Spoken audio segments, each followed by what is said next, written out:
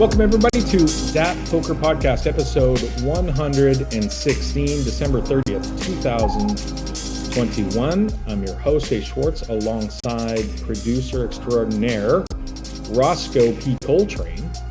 My stomach is hungry. That's why I folded the ace king. Did you get that one? That wasn't good. T. Chan, how are you, Terrence? I'm doing good. I'm excited. As I mentioned just at the beginning, we've got real news, we've got train wrecks, we got a little of everything to close out the year that was 2021. I get to sit here and stare at Daniel just stuffing his face for fucking the next hour or however long we do this. That's great. All right, I had to get a snack. You guys are like, oh, let's do the thing. So, I'm on this campaign right now, and I tweeted this because it's true. I get now why it's so appealing to get fat, because it's a fucking blast. It's great. Like, I had a Cinnabon this morning, pizza. I'm eating. Do you have like a prop bet? Like, are you trying to get to like 200 on a prop bet, or what's going on here? I already know that on January 3rd, I'm going to go hard and get in shape. So leading up to that, I'm going to just do bliss. I don't walk. Normally I walk 14,000 steps a day. I'm trying not to walk, right? That's why I rolled over here in my chair. Okay. I don't get dressed. These are my Christmas pajamas, right? My crazy donkey shirt is one of the only few that fit because everything is getting a little rounder. I stay on the couch, I watch hockey, and I eat whatever I feel like eating in the moment. So I feel like I'm getting fat and skinny, which is fun for now, because also this is the thing. It gives me a better starting point for day one of when I start to get in shape, and you'll look at week one, and you're like, look at that. Great results after 1 week compared to what I was doing. So it's been blast. I don't recommend this for most people that don't have the willpower and discipline that I do, because once January 3rd comes, I'll be a machine. But for now, cheers, everybody. You got the Mattisau scooter there in the house? Is that what you're rolling around here? It can't be walking, because walking burns calories and defeats the whole purpose. I mean, you're sitting. You could be lying down and having the things fed into your mouth like Wally. My wife said that. My wife goes, "Why are you doing it on the couch?" She said, I don't think I've done a podcast from the couch. Did I? No. I never did. But I remember holidays, right? the very first time we did video, you were laying on the couch backwards, and you're like, "Oh, I guess I got get up for this." And then you've never laid down when again. is a better time to get fat other than the holidays? If you're going to do it, if you're going to spend 2 weeks to a month just saying, fuck it. December seems like a good month for that. January rolls around. And I'm not like one of those people, New Year's resolution shit. No, I'm just going to do it. January 3rd. I don't know if Terrence likes my plan or not. Well, I'm sure. I mean, do what you got to do. If you're good 51 weeks out of the year, then who am I to say shit? My plan, just for those that, whatever, everybody's into fitness stuff. So here's what I'm doing. I'm going to be doing like a shortcut to shred style workout program that I made myself, which essentially is without the cardio, because fuck that, which is going to be like 6 days a week. But so for example, if you do chest and tricep on Monday, then you would do it again on Thursday, but you would fuck with the rep range. So if you did, let's say 6 to 8 on Monday, you'll do like a very high rep count on Thursday. It's a guy named Jim Stepani created the shortcut to shred. I've done it before. It was really good. And then I'm just going to eat 1,900 to 2,000 calories a day and walk, for like 100,000 steps a week. And that'll do it. You'll lose like 1.5 pounds a week doing that. Or at least I will. Terrence, what's your fitness goal for 2022? Oh, I don't have any. I'm just trying not to get old. I'm just staying healthy. I just do jujitsu for fun now. I don't train hard, but even jujitsu, like there's the chance you always get injured. So I'm just trying to stay injured, stay healthy for the year. I don't have too much. I mean, fitness is one of those things I've never had to try to motivate myself to do. I think other things I have to motivate. I have to work a little harder to do that. But I mean, I like training jiu-jitsu. I like exercise. So, I mean, just staying healthy enough to do that, because you can't really exercise if you break your knee or something. So that's it. That's it. All right. We're going to bang out a show. I loathe the best of 2021 type shows. They're the worst. I mean, I've heard, or if I listen to your podcast or you watch your show, I already know all those things. I heard it. I don't need to hear it again. All the lazy podcasts will just they'll release a show that's really just highlights of the year before, so they don't have to actually create a new content. But not here on That Poker Podcast. Guys, GPI awards are coming out again in February. Yeah. Podcast of the year. This is it. And you know why? Because we're keeping it real over here, right? We're keeping it real. What other podcasts do people get as shit faced as we do? Think about it. There's a whole bunch of things you get here that you don't get anywhere else. Sometimes Adam's so smashed in the intro, he can't even put a sense. Yeah, but he forgot he just said what he just said, but it's fine. That's what we love him for. That's what we do. That's how we roll. We're not going to win the podcast of the year again. It'll be the 14th year in a row we don't win. We get nominated often, but we don't win. It's not. It's like it's a courtesy nomination, right? They're like, well, shit. I mean, we got to at least nominate him because they do a podcast and they do it pretty regularly. So whatever. They've been around for a while. We better nominate them. Yeah. All right, so we're going to bang out. We got a couple of topics to hit on, and then we've got a special guest. One of the greatest men in poker, if not the greatest man in poker, the nicest guy you're ever going to meet. Mori Eskandani is going to join us and talk about the recent Oh, you're already a glass in. I like it. Yeah, gotta get going. The recent passing of Mori's good friend, Henry Orenstein, who, of course, was the originator of the hole card cams that and patented them, and that took poker to new levels at the turn of the century. So we're going to bring in Mori and talk about his friend. I'm sure he's got lots of stories to talk about. Henry was an amazing man, and we'll get into it a little bit later when Mori joins us. But a couple of things. It's the new year, as we talked about at the end of the year, and decisions tend to be made about this time about the future of different projects and fitness goals and things like that. And two of poker's sort of well-known business entities are changing course dramatically. One of them we'll talk about first, and that is Pokershares, which Mike McDonald, of course, poker player, started 5 years ago, I want to say. And this was, it was an attempt to build a sort of a quote unquote sports book for poker staking, and it morphed into some other things. But they announced that they're going to shut down as of, I believe, January. Is there a date? First week in January, I believe. So they're not going to offer any more markets. People are going to be able to cash out. If you have a balance on there, you're going to be able to cash out, I believe, until March 31st. So if you do have some money, head on over to Pokershares you forgot about maybe and cash out. But it's an interesting ride for Pokershares. It changed the staking industry, I would say, or it gave some, it shone a light into the sort of the deep corners of the staking industry to try and set prices and arbitrage and do all kinds of things. Terrence, I want to get your thoughts because you were, you and Mike are buddies, and you guys probably talked about this early in the Pokershares sort of the career of the website. Give us your thoughts on Pokershares closing down.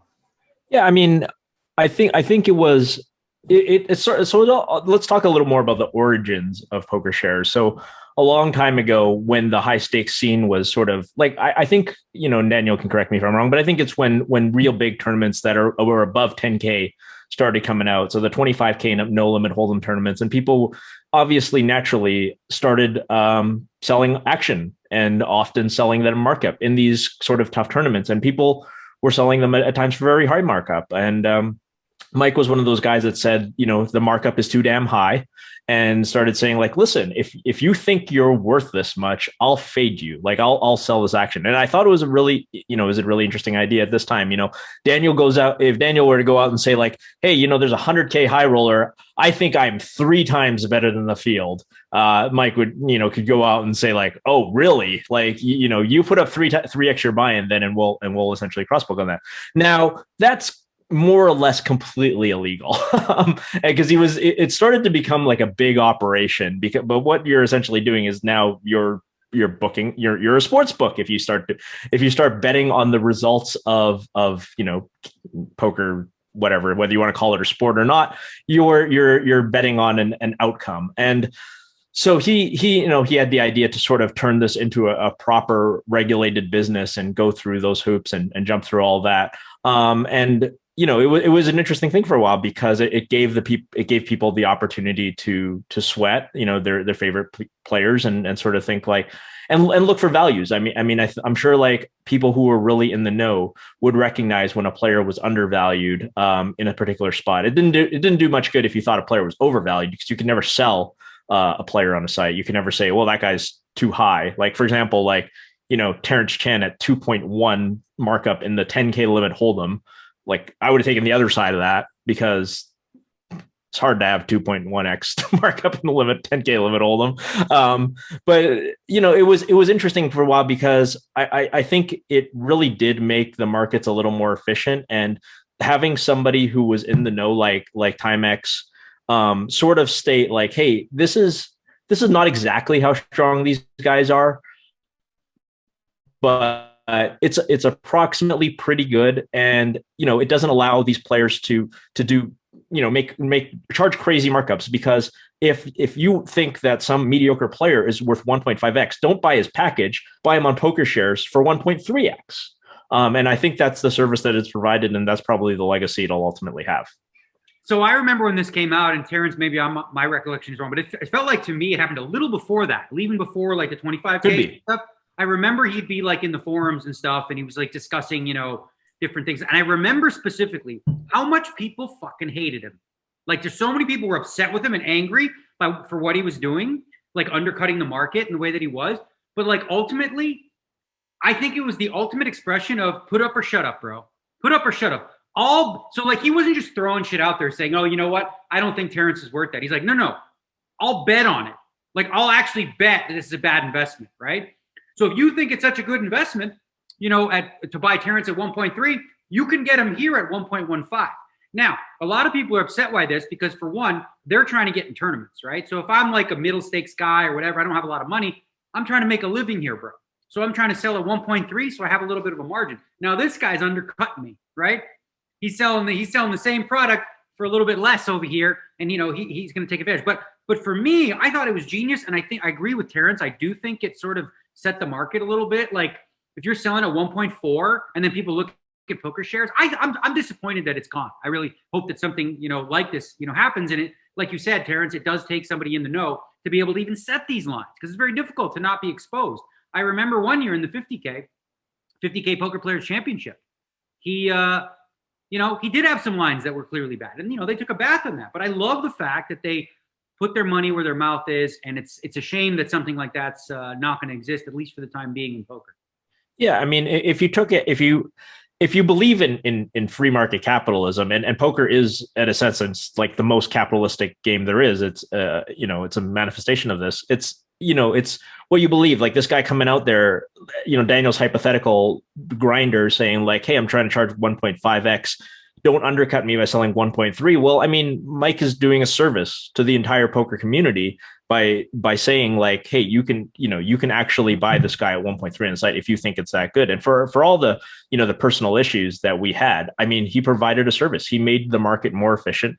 And this is ultimately what poker is about, is sort of deciding how much of an edge do I have. Every time we sit down and we play poker, we think, what's my edge at this table? Or do I have an edge at this table? Because the thing is, if everybody had perfect information, poker wouldn't even exist, right? Like, if everybody just knew how good everybody else was, like you couldn't play the game. To echo your point even further, like, this is why in tournaments specifically, it's impossible. Like, in a cash game that you play like the same 7-8 guys, you can, after a while, you can sort of get a barometer, right? But in a tournament, you're depending on what? So many unknown variables. Oh, it's a 25K. Who's playing? You don't have a list of the players. It could be like, 7 Recs show up and now everybody's ROI goes up. It could be no Recs. Like, you're so blind in this. And that's why I have like a lot of respect for the fact that he did this, because he was always flying blind. Now there was a margin. He was always looking to take 10% to protect himself, which anybody should in that respect. But like you were saying, it was a service to the poker community, and I agree. But the only people that didn't feel that way were specifically the grinders or whatever, who were like, you literally are taking money out of my pocket, right? Like, if I could sell at 1.4 and he's selling at 1.1, and now all of a sudden I can't even play the damn tournaments because nobody will pay, what I want, you're directly screwing me. But I think it's bold, and I think it's fair market, and I'm all for it. It's tremendously, you have to be so well bankrolled to do something like this too, because you're putting up lines for things like the main event of the World Series of Poker, where a guy is going to win like $7 million.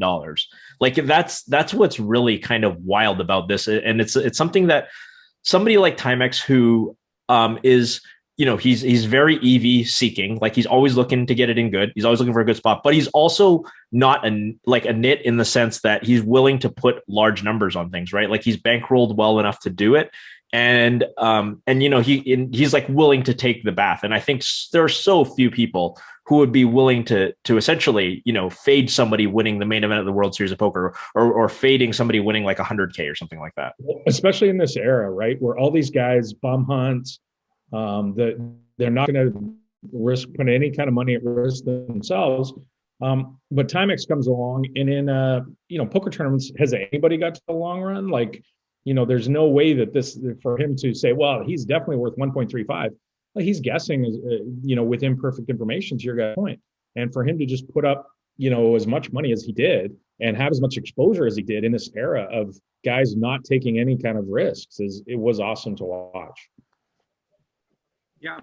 I mean, it's just, like you said, it's awesome to watch. It was an awesome thing that he did. And I love it anytime, because you have these Twitter beefs and you have all these different things where people talk shit, and nobody knows what anybody's ROI is. It's literally impossible for all the reasons we stated, because we don't even know what the field's going to look like. But Mike and, you know, Pokershares was like, okay, there's so many people with inflated views of themselves, and he bought into it and he believed it, that he's like, okay, I think all of you are insane, right? You're all nuts. Like, all you guys selling at 1.4, 1.5 in a 25K or whatever, he thinks you're all nuts, and he doesn't think the math adds up. And he's not just saying it. Like, you know, we live in a world in social media where people can like write checks their butt doesn't cash and say whatever they want.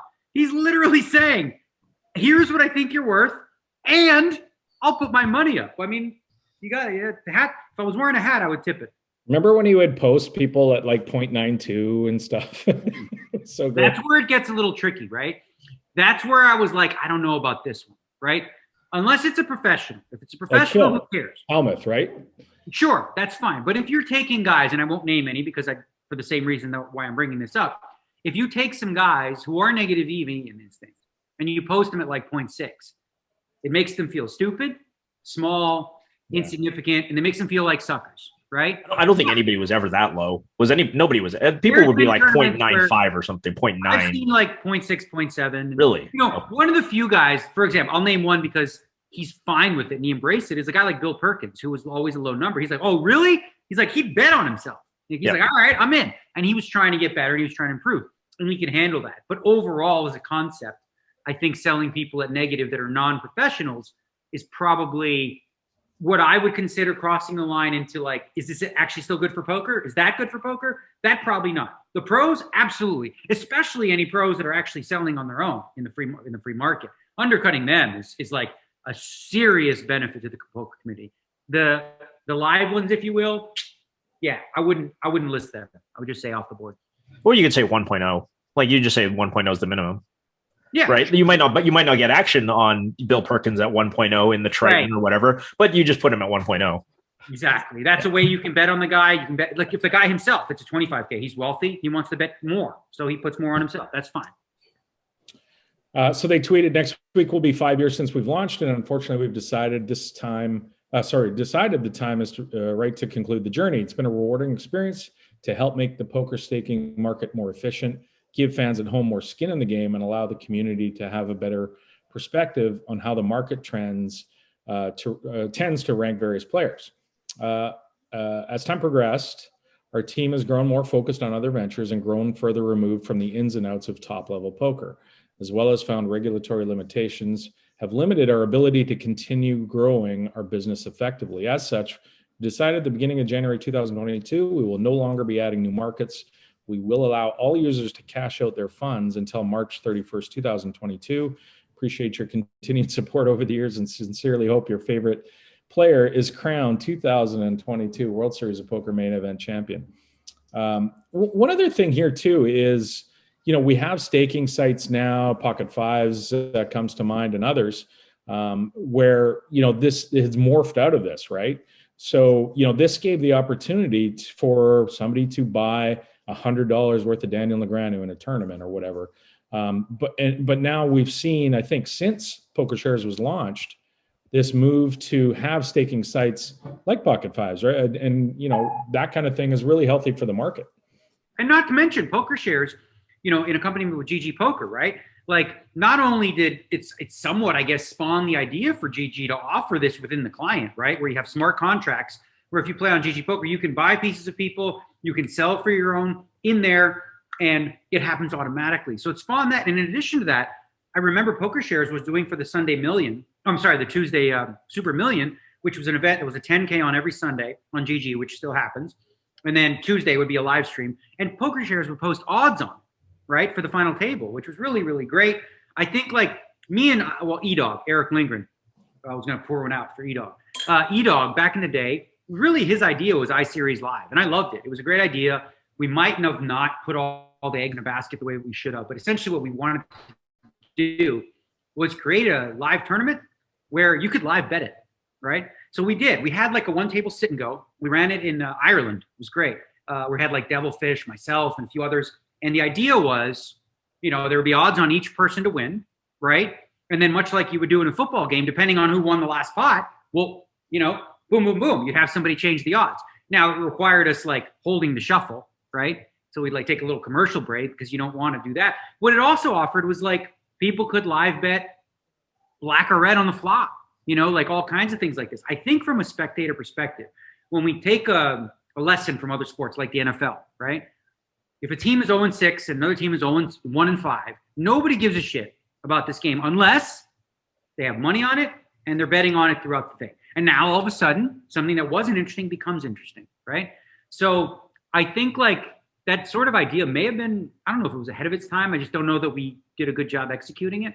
But yeah, like that sort of stuff of allowing the fans, and this is partly why during the vlogs and the World Series, I offer people a chance to buy a piece of me, and Pocket Fives is an opportunity to do that because you have like the professional poker circuit, but you also need the fans to give a shit.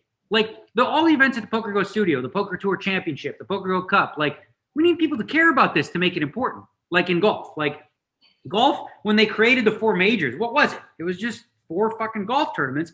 And it didn't become special until you saw all the pros decide to play it and give it prestige. And I think, you know, being able to bet on it plays a huge role. Yeah, indeed. And the other thing there is, you know, we talk about football and engaging the fan base into poker, specifically with wagering, is fantasy sports, right? And I wonder if poker has had fantasy, you know, attempted to see if it could lend itself to driving traffic by using that sort of interest to do it. We haven't seen the engagement. And, you know, I guess it's probably different, right? Because with football, we know who's starting the game. We know who the guys are. We don't know who's going to sign up for a poker tournament. It costs money to sign up. The guys might not be in town. They might not have money. They might. So the super fantasy draft that, you know, we do with PokerGO and stuff like that, one of the cool things that they offer, because of the reasons you bring up, is you can do fantasy, but like you can set your team before the event starts, right? But you have all the way up until late reg closes. And then they have like a 30, 40-minute break. So, and they actually, within the software, they show you like the chip counts and stuff like this. For some reason, it just hasn't caught on like other sports and stuff like that. And I think it's a little bit of like, they have like, you know, a wide variety of offerings. And I don't know that we've really promoted it well. But yeah, of course, not knowing who's going to play. Like if you put a guy in your lineup and he's not there, if you're not actually live and able to, you know, change it or adjust it, you kind of like, it's not as fun. I wonder if having a sign up beforehand where you know the starting lineup would help, like a specific poker tournament designed for fantasy sports where, you know, it's got to be a high roller, obviously 100K, but you must buy in 24 hours or 48 hours in advance. And then you specifically design lineups with, you know, just like fantasy football. Where this is what we had with this. This is what we had. The original Super High Roller Bowl. The day before, there was a lottery draw because there was like a select number of seats, right?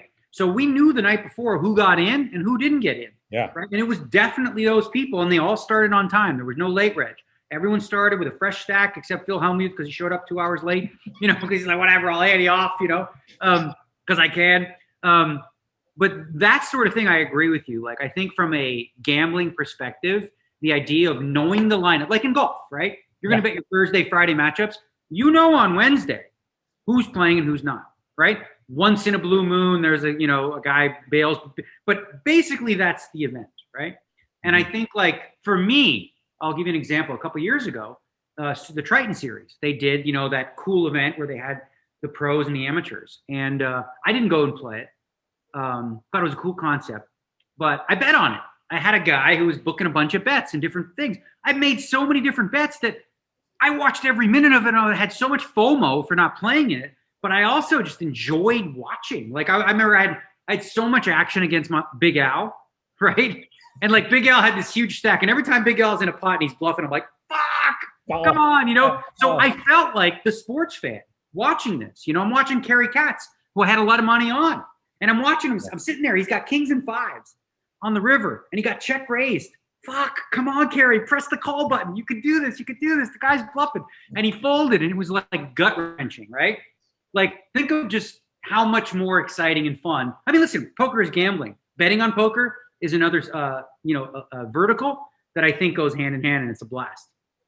Terrence, you're a fantasy guy. You were doing some fantasy sports for a while. What's your take? Like, can poker get to that point where we get embraced in the fantasy format? Oh yeah, absolutely. I mean, I hesitate to call myself a fantasy guy at this point. I was in the pretty early days of MMA DFS, but yeah, I mean, I think everything to what Daniel says is relevant. I mean, I do live betting. I like live betting. UFC is probably my primary form of gambling these days. There will be two dudes from like random Soviet republics that I have never heard of, but I get so emotionally invested in it because I will bet them, and I have a good eye for these things. I have a good eye for, you know, the fight starts and this guy's like a minus 400 favorite, whether he deserves to be more like a minus 200 favorite or a minus 800 favorite. I think I have a pretty good eye for that, but shit, I mean, there's a lot of variance in MMA too. Like random guy lands a punch and all of a sudden the guy's wobbling going back.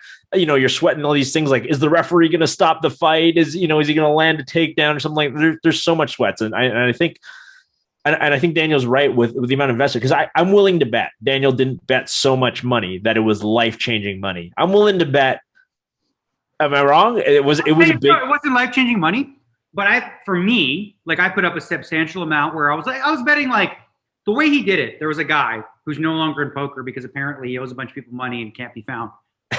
Yeah. These things happen. It happens, you know, but he paid me, so it's fine. So what he did was, it was a really cool tournament, you know, where you had amateurs and you had pros.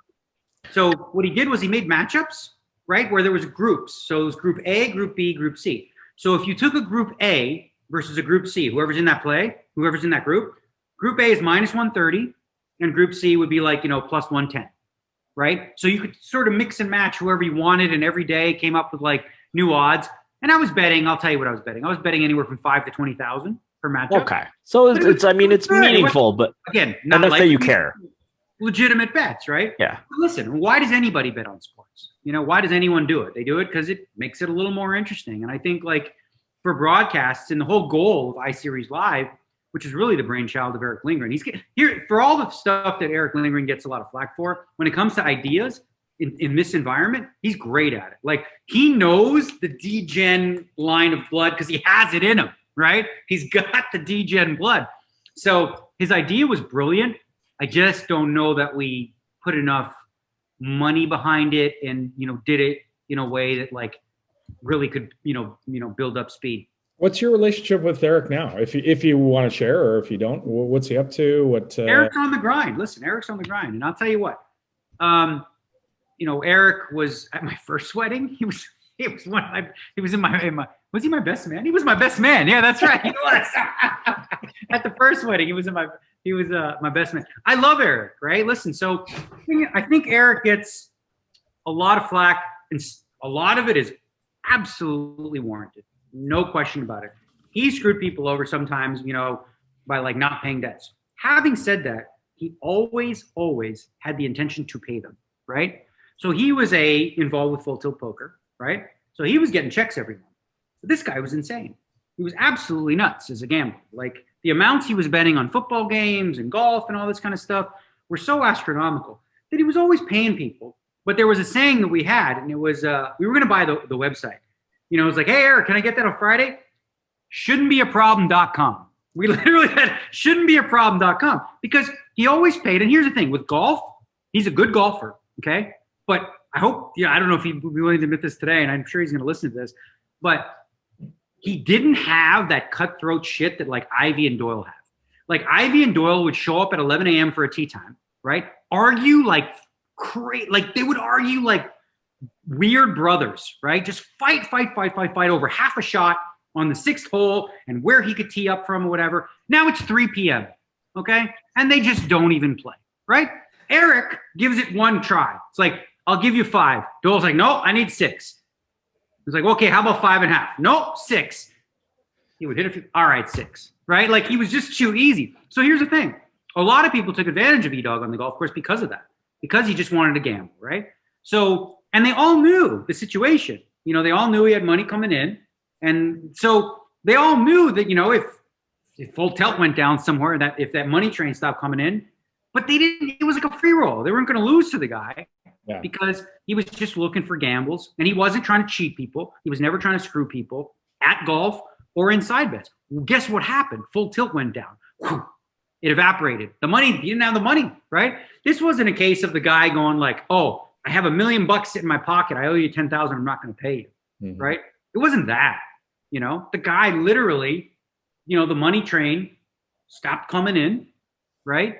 Through no fault of his own in that regard. Now, does he have to take personal responsibility? Absolutely. And he's done the best he can. You know what I mean? What can he do now at this point? He made a lot of fucking, but here's what people don't know too. Here's what people don't know of the heart that Erick had. The Gavin Smiths of the world, all the number of people that were professional poker players that Erick found a way to support financially, despite all this crazy shit going on, is endless. Like, he literally was there for so many people until he could no longer be, and he can no longer pay. I totally get why people would be pissed at him, right? You know, Haralabos has his thing or whatever. Like, you know, I get it. Yeah. I understand it. Like, it sucks. But I don't think the guy was mean-spirited or had any ill intentions to really fuck people over. It just so happened that some people did. Yeah, it makes me think of another guy with a good heart and in sort of the same situation, and it's Brad Booth. And I know Brad pretty well, and I know that there's at least one person on this this panel here that he owes a bunch of money to that he never did, or never paid back. But yeah, again, you know, you can separate the people who actively try and screw people from those who have good hearts and shit happens to them. Like, I thought about this, you know, I've seen, like, it was Phil Galfond and several others. I mean, I know we're going on a sidebar, but it's good stuff. So, you know, there's always the question, an older generation is, people owe money, do you say anything, right? Like, do you tell people about this? And old school is always like, you know, it's not done. New school people are like, listen, this person screwed me. Everyone needs to know. It's on social media. And I've sort of been hesitant. In my line, I feel like I should do this because there are people who owe me money and they did so in dishonorable ways. There's a lot of people that owe me money. Some said to me, listen, Daniel, I don't have the money. I don't know when I'll be able to pay you, but I'm going to do my best and I'm going to grind, right? How could I possibly have any ill will towards that person? Or how dare I post that person's name forward? That's just me being a dick and throwing this person, you know, to the wolves. In fairness, I don't know that anybody's done that. I don't know anybody's gone out and said, like, hey, this guy owes me money. Right. Well, I'm just saying my personal line is, I think I'm wrong. I really do. I think I'm wrong in keeping this under wraps because there are people who flat out fucked me, who literally said, I've got 30K wire coming tomorrow, right? Wire never showed up and I never seen the money. Another guy who, like, you know, says, I'll go to LA and get it tomorrow. It'll save me a trip to LA, you know, assuming that he has the money, right? There's been so many cases like that have been done in like a shady way. And I do feel like, I don't know. It actually, I don't know. I know I'm wrong. I tell you this. I know that I'm wrong in not doing it. But part of me wonders, like, it feels bad to do it. Because some of these people, I fucking play poker in a game with 6-handed game and 4 of the people owe me fucking money. I had a guy beat me for a bracelet heads up and owe me 20K for 7 years and fucking didn't pay me. Like, not even 1,000, not even 5K. Like, he literally beat me heads up for a bracelet and has knocked me out of like 4 final tables since and hasn't fucking paid me. I don't understand how you don't out the like I would be I mean, like, that's the thing. If somebody's making an effort or you just know they have it, like, hey, blood from a stone. A lot of people owe me money. I'm never going to see it at the end, but why would I bother making it public? You can't get blood from a stone. But like somebody who, like in that situation, like you walk over to the cage and there he is getting 500K. Like, I mean, how do you not out these people? Like, it's amazing. Yeah, I don't know. I mean, a couple of them have already been sort of outed already. Yeah. So I don't feel like there's any point in pouring on, but going like, By the way, he owes me 2. I mean, do you even go up to the guy at the cage and say like, hey, you know, how about the 20K? Or it's so crazy too, because like they're at my wedding and shit. You know what I mean? Like I'm friends with these people. And then I hear this guy, he owes me 20K for like 8 years now, right? And he's betting all the football games, like 1K, 2K. He's playing 3 and 600, 4 and 800. You know, he's playing. And I'm thinking to myself, like, why the fuck? Like, why do you think? So here's what happens with me, right? Sometimes people get to the point where they think, I don't need the money, which is true, right? So in their mind, I think they justify not paying me with the idea that, like, it's not a big deal. Like, they don't have to pay me. Meanwhile, they're betting sports and doing other things with other people and paying those debts, but they're not paying me because they feel like I don't need it. You know what I mean? No, it's super interesting. Terrence and I have a close friend who's very wealthy, and he says he has the exact same thing and the exact same opinion. He has lent out tons and tons of money. He has yet to be paid back a penny because he feels that the people that he lends the money to know that it means zero to him. Like the money that the $20,000. But it doesn't. It so doesn't. Like I don't need them. Like there's been a few times where like a guy owes me like 10K and he'll pay me back 1. And I'll just be like, whoa, like that changes it so much. What the fuck do I need with 1K, right? Like it means more to him than, but it's the fact that it means something to him and he made the effort. Like that's what's meaningful. You just don't, these guys don't understand it. It's the friendship aspect of it. It's like this guy owes you 20K, Daniel. If he showed up and gave you 2 tomorrow, that would change something. Like that would be meaningful. I had a guy, this actually warmed my heart. It happened at the World Series this year, a couple weeks before the World Series was over. I had a guy who owed me $2,600 for about 6-7 years. And I knew this guy's struggling, you know, and I never bothered him about it because I knew like when I loaned him the money, it was never one of those, I'll pay you back tomorrow. Yeah. And like, he came up to me and he's like, what's our figure? And I said, it's 2,600. And he just pulled out 2,600 and paid me in the spot. And he said, you know what I respect about you? You never gave me shit about it at any point. Like you never hounded me. Well, that's why you don't out people, right? Like that's probably outing people is like the burning bridges of it. It wasn't the 2,600. It was like, but I did really appreciate that. I had another guy. I don't know if I told this story. I think I sort of did before. Back in the late 90s, for fuck's sakes, I gave a guy $400 who was going to prison, and you know, I don't know, his girlfriend needed it or whatever. I didn't even recognize this guy. And like the year before, 2019, I think, some guy comes up to me on the rail and is like, "Hey, you remember me?" I'm like, no, I don't, right? He's like, I went to prison for 15 years. Holy shit. But I owe you $400, and I just wanted to say I appreciate you handling that with my girlfriend, right? So he paid me the $400. And now a lot of people will be like, why would you take it? You're such a dick. You don't need the 400. I'm like, because I felt like in the moment, it was a pride thing for him. Yeah, absolutely. He thought about that. He's been in jail for 15 years. He's thought about paying you back. Yeah. So he wanted to pay me back that money. Now, like, the question is, everyone's like, oh, yeah, was this a long haul scam? Did he ask you for money later? Whatever. No. But, you know, a couple weeks later, he did say, you know, I'm playing these 5-10 games. You want to take a piece? He didn't ask for money. He's like, do you want to take a piece in these games? And I could say no, and it was fine. But, like, at that point, listen, the guy, I mean, he has earned credibility with me. I didn't end up taking the pieces, and we still remain friendly. It just wasn't a thing I do. We'll take pieces, but it's like it's such a tough world we live in where people don't understand like the day to day for professional gambling. Like some of these guys, man, they just living a hard life, and I look at my own life and how blessed I am to have made it, right? But that didn't need to be the way that it turned. It could have easily, with a river card or two, I could have been the guy at the Mirage saying, "Hey, Terrence, man, can I get 200? There's like a 6-12 game. I'm just going to grind it up, and I'm going to do my best to get back in. I got rent to pay. I got alimony.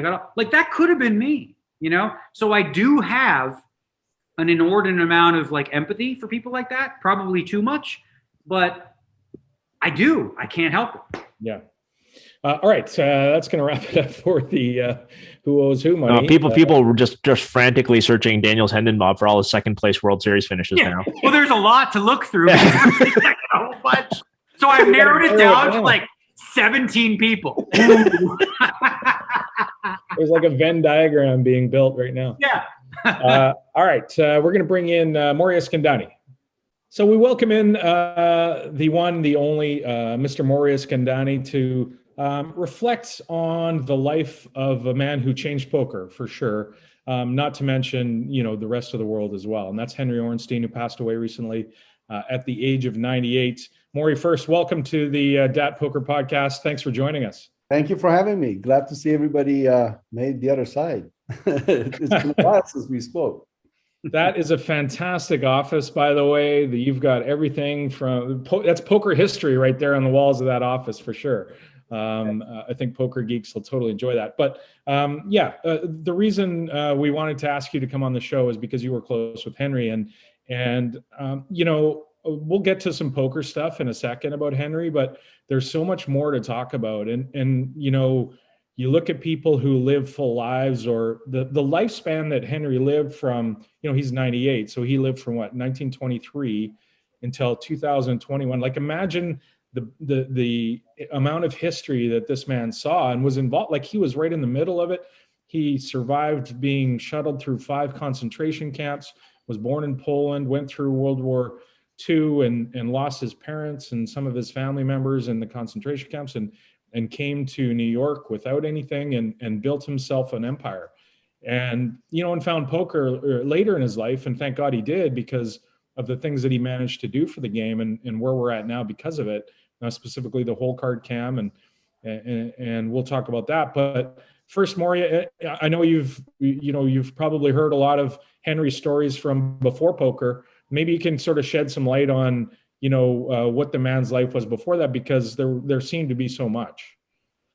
Well, Henry's the kind of person I can talk about just my experience with him for weeks. And before poker, he's known for Transformers. That's what everybody knew him for at Mattel, and how he brought Transformers to life. And when no one in this convention was paying any attention to this toy that was sitting in the corner, he managed to see the other side of it, and he picked it up and ran with it. And I think in 1973 or 4, they did, like, each year in excess of a few hundred million of these toys, or something, some amazing results because of what he found out. I mean, Henry's life, if I have to sum it up, was he had an eye to change things. It didn't matter what it was, and he wasn't shy to talk about it. A lot of people might think of an idea, but then, what, this is silly. Let me not get behind it. Let me not just state it. People might think like I'm nuts. That wasn't him. Not only he talked about it, his favorite saying was, beat it from every corner, or put your head on the chopping block and answer this question. Like, if your head was on the chopping block, what would you say about this? That was his favorite saying. When he came to poker, just like many industries, good ideas come from outside of the industry. And when he came to play with us, we all got very lucky. And it wasn't just him, coming in and being one of the recreational players that the pros always seek to find. He was actually a recreational player that was going to change our lives. We just didn't know it. And from day one that he played, he always had ideas to throw at us. And one of the ideas was whole cam idea. And of course, many pros, and including myself, that was our livelihood. And we didn't think that's something that anyone will entertain in the real world of professional poker. And we were so wrong. And he was saying, use your camera. You put a camera in front of people would do anything. It's like showing their whole cards be no problem. Except if you're Erick Seidel. He didn't want to show it. He did not want to show it. Yeah, he was the only person back then who said, this idea is terrible, right? Luckily, we didn't listen to him. Well, he still does. I mean, look, Erick still thinks, putting out the information is hurting his game. And the fact is, Daniel, you know it better than anybody. You have 20 gears playing poker. You don't have just one gear. If you have one gear, you're exposed. When you have 20 gears playing poker, so what? You show your hands all day long. Hand number 202 is going to be completely different. And one of our producers, Dan Gotti, put it in a really good format. He said it's like watching a maze from 10,000 feet. You can see the path of going out, but when they drop you in the middle of it, you're still lost. You still have to be like skilled to get out. Watching people's hole cards play No Limit Hold'em, it's watching it from up above. You try it. Just get in there and play with them. See if all that helped you. Okay, now I'm good. Let's go. You still have to have a lot of reads. But Henry wasn't thinking about it that way. Henry was just saying, if you're trying to help the industry, not showing hole cards is not going to move it on TV. People are going to be bored. Poker was, in a nutshell, 1 hour a year as a documentary that went from CBS Sports to ESPN. It was a documentary, 1 hour. And once the hole cards came in, sky was the limit. You know, Mori, I got to ask a question. I'm sorry for I'm taking away from Adam, but I'm so curious because I remember growing up, you know, Bellagio happened and you and Lenny Martin and, you know, Mickey started that 8160 limit hold'em game. And I knew you as just a poker player. Like, that's it, right? Like, that's what I knew you as. And you were really good at it. And as I've said many times in interviews, you taught me what it meant to be a professional poker player and that people that come need to have fun. And it needs to be entertaining, and you need to like set the stage, and you need to start the games and things like that. So you went from that, and I wonder, like, how did, like, for a lot of people that don't know, how did your career change with Henry and high stakes poker, and like, why were you chosen of all the people? I'll tell you, one of the miracles that Henry performed was taming a poker player. I mean, seriously. To this day, one of the most challenging things that we do, Daniel is an exception because when we say, hey, the game's starting at noon, Daniel's there at noon, or, you know, like whatever the format. 11:35. 11:35, yeah. We have, as a poker player, we have no schedule. We have no discipline. We have no one to answer to. We can go or change our mind halfway, you know, to a game. It's all fair game. We can go sit in the game and leave after 5 minutes. So there were really no discipline in a poker player's life. And bringing discipline to my life, I credit 100% of it to Henry. Because he said, look, if you're going to do this with me, I'm not going to let you get away because I want you to help and get this going. The reason I think he came after me, and not after me, the reason like we sort of mixed well, was what you said, because if I was in the game, that game was a fun game. I wasn't going to let anyone be bored in there because that's how you kept the recreationals play longer. And Henry had a lot of fun playing with me and Danny Robinson, which I'm sure Daniel knows him. Right. Many people may not know him now, but we had this going. If it was 10 hours nonstop, it was never stopping. It was a fun game. And when when Henry came in, he would like call me before he come to Vegas. Are you going to be in Vegas or Los Angeles? Very like he knew, if I was in Vegas, he was coming here to play. That's how it happened. And the way we became the first meeting, the first time I met him, I've told the story before. It was truly by luck. He came at the Bicycle Club, and Bicycle Club just started having 7-card stud. And he played with us, and his brother was with him, brother Fred. We called him the aquarium fish because they both had gray hair. And wherever Henry went, Fred was right behind him. They always walked together. And he would sit in the game, Fred would sit behind him, and they whispered to each other and play. We were playing 75, 150, 7-card stud. Henry tapped out, and he probably wasn't even expecting to find that game. He had a couple of thousand, whatever.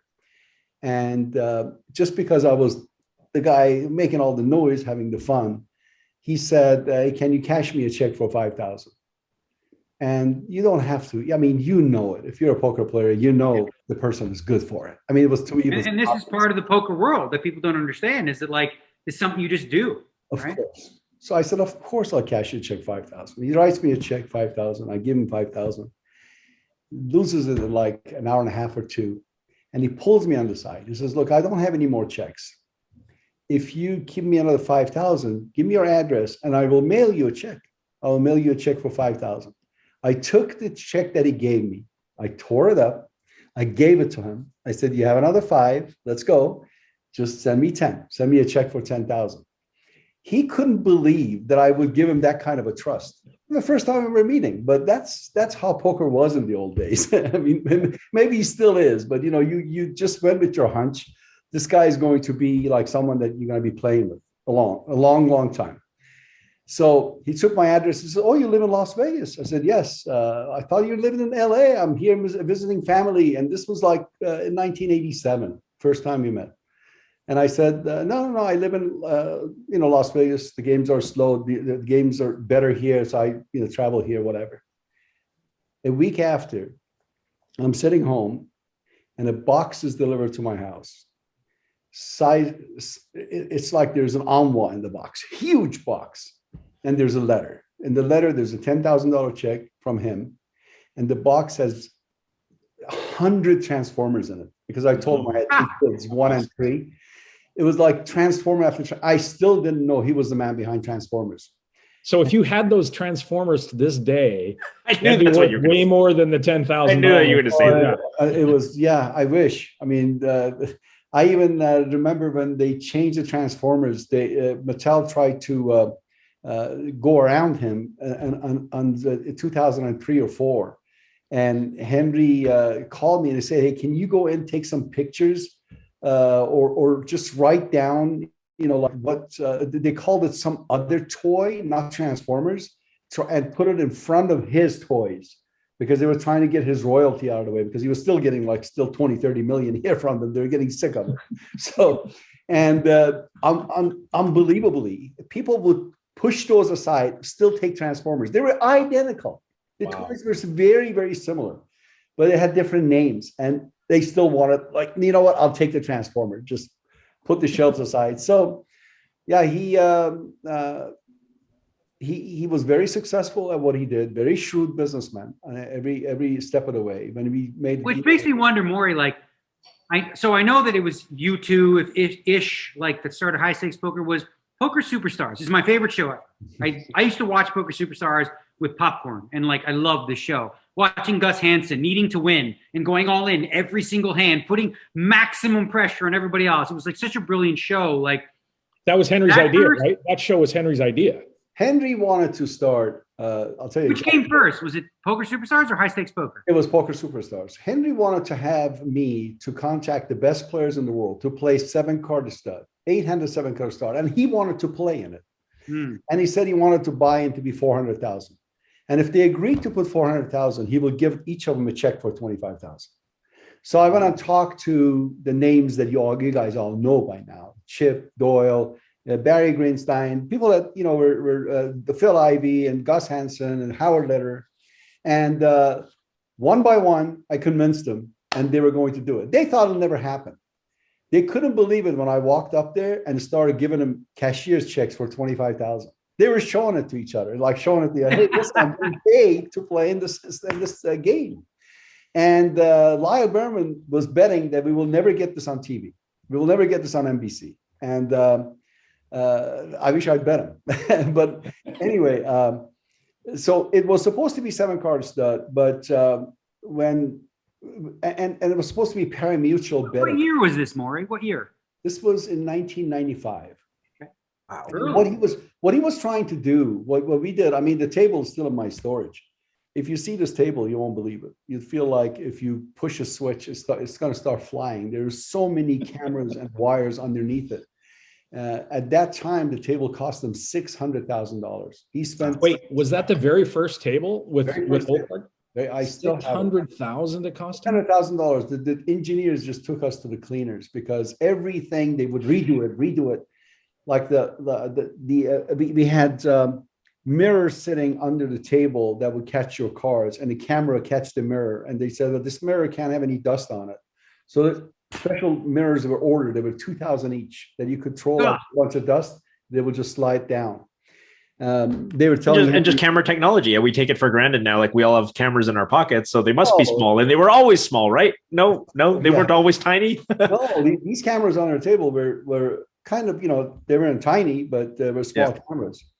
I mean, the table's still there. I have to do something with this table. I still haven't made up my mind. It's wrapped. It should be in a museum, like a gambling museum or something. Tells me. Yeah. It should go to Poker some museum somewhere. Yeah. You could make it an NFT and sell 50 of them, $22 million. That's what it is. Yeah, NFT of first hole card cam. But it is for 7-card stud. You will see it. If you see it, you'll see like the space is put to put your hole cards in and all that stuff. And then at that time, Steve Lipscomb partnered up with Lyle Berman. And we had just so I get the timeline right, in 1995, you had this idea, right? In 1995, the table was built. Right, but this is way before WPT. Way before. Any of that. And I'll tell you what happened. Way before.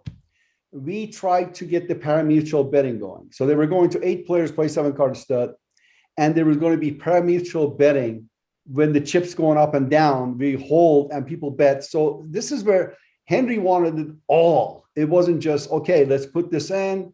So we started going and talking to, I don't know if you guys remember it, I think it was Leroy Sportsbook. And they were in 60 different casinos at that time. And we worked with them. Henry hired a very prominent attorney firm to convince Nevada Gaming. I mean, Nevada Gaming, if you walked in there with one little electronic of any kind to any game, it was a no. Now we were telling them, hey, can we play poker on this table? Take a look. Like it's got all sort of gears and gizmos, and we're seeing all the hole cards. And we were actually like succeeding for Nevada Gaming allow us to have the players play and at least present them with idea of pari-mutuel betting. At that time, Leroy, and we were at it for like a year and a half. This is a good story. As I'm saying, I'm remembering more. We were at it for a year and a half, and I helped him along the way, just brainstorming and all that. And after a year and a half, Leroy did something in Australia, and Nevada Gaming pulled their license. And we were going to their offices every day. We walk in the offices, and there's a note that they're shut down. And Henry looked at me, I looked at him, and he was so disappointed. I said, oh my God, all this work that we did, and it doesn't look like we're moving. He says, you know what? You haven't taken a dime from me doing all of this. And it's just, we better table this until, we come up with something new. But I'll tell you what I'm going to do. I know your son is graduating from high school. I am going to pay for his college. Wow. Henry said, you didn't take any money. I don't want to, he always called all the poker players gamblers. I'm not going to give gamblers any money, but I will have your son, whichever college he goes to, it's on me until he graduates. Wow. So my son ended up in Boston Conservatory. It's definitely a very expensive school. and Henry was trying to talk me into getting, going over there and see if they give me a discount. But he was man of his word. He stood behind it and paid for every year that my son was at the college until he was out. Wow. And so that was my payment for the first time around of hole cards and developing the table and trying to get those guys come in. After fast forward to around 2000, that's when World Poker Tour, Lyle Berman, and everyone else started thinking. And Steve Lipscomb came from TV World, so he had a better understanding of how this could come about. Yeah, and neither me or Henry really had any TV experience. And they came in and they licensed, because Henry had a patent on the hole cards, but his patent was really a point of view pattern instead of a broad patent that if you show players hole cards, how attorneys write this way. Yeah. You show their players hole cards any means, anywhere, anyhow, subliminal or whatever in the universe, this is my idea. It wasn't like that. It was specific. It was showing hole cards, cameras, pictures, and all that. And so when Steve Lipscomb and Lyle Berman licensed it from us to start the World Poker Tour and show it on Travel Channel. And then ESPN later came up with their engineers and their designers came up with a better way of actually putting the whole cams in the rail. And Henry tried to stop them, and he couldn't. And he didn't even, his own attorneys even admitted the patent is not strong enough to stop everyone that's showing. What if a player wears it in their glasses? Right. So it was a POV. Yeah, they can do it from under the table. That's yours. But they don't even want that because under the table, all the lights up above are hidden the camera. So really doesn't have any other value except seeing the hole cards. While you're in the rail, you can actually see the players. So as wide angle cameras got more popular, they could actually see it. So like we used some of those shots from the rail. We are not doing it anymore, but in the old days they used it. And it was. So if it makes interrupt real quick. So it feels to me like Henry sort of got a little bit fucked by legalese in that, you know, he patented this, and then everyone was like, well, actually, you didn't quite patent everything around. Correct.